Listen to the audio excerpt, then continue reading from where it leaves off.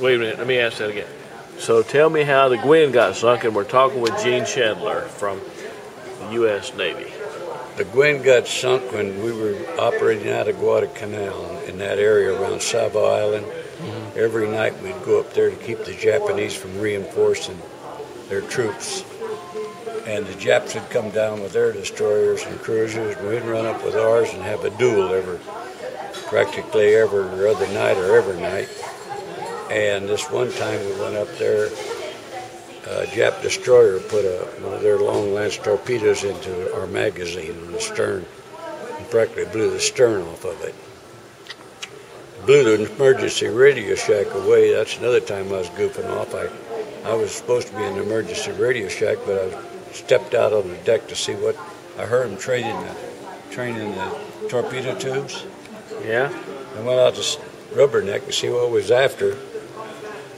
By that time, they stuck a torpedo into the magazine, and the emergency radio shack went up. If I'd stayed in there, I'd have just been scrambled. So, what you're saying here is, if you did your duty as you should, I was supposed to, you'd have been dead. I'd have been dead. As it was, I was standing on the deck, and the deck went like that, and I got covered with hot oil, and I thought I was dead. But I crawled on up the deck and went up the ladder there. And a guy that later turned out to be my brother-in-law, he went in and said, Shine's got it. He said, the whole back deck house is gone, and he's the emergency radio shack. About that time, I crawling in. I thought I was burnt from one end to the other because that oil was so hot. Wow. But I wasn't. I didn't have a blister on me. I was just hot oil. Whoa. Yeah.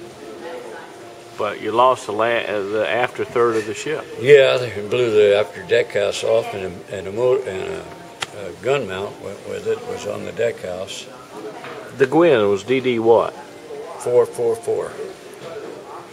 Darn, you'd thought that'd be a lucky number. Yeah. Well, it was lucky for a long time.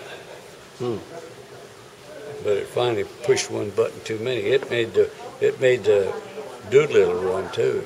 Did it? Yeah. I got a picture of it taking fuel on from one of the aircraft carriers up there. So you were on the Doolittle run? No, no, you weren't there because that was two of yours still with the Ford. I'm still with Paul Jones. Paul Jones, I mean. Yeah, they just come back from the Doolittle run when they transferred me to the Gwinn for hazardous duty in the South Pacific. And they said, I went aboard there, and these guys are saying, well, you know what?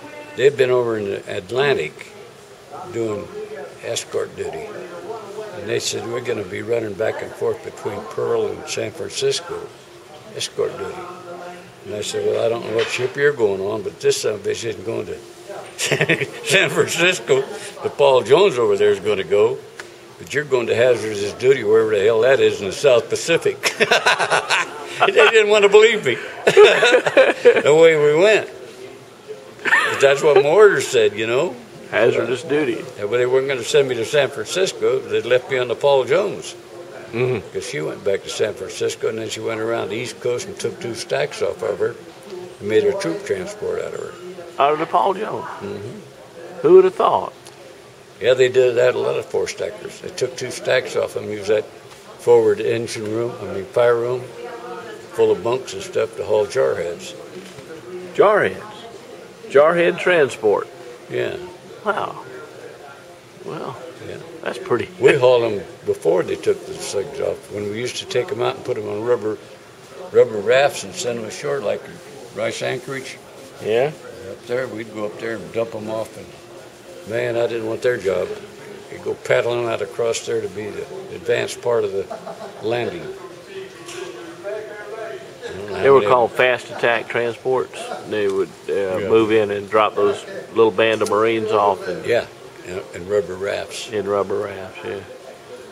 But I was on it when we got sunk and we was coming back. I was on this troop transport, and I was talking to this Marine, one of them that had landed in there, and he said, "By God," he said, "I'm over there and I got hit in the butt with a bullet about that size, but I'm watching those big son of bitches shoot the hell out of the strong out there." I said, I don't want any part of the damn Navy. I'll take the little bullets.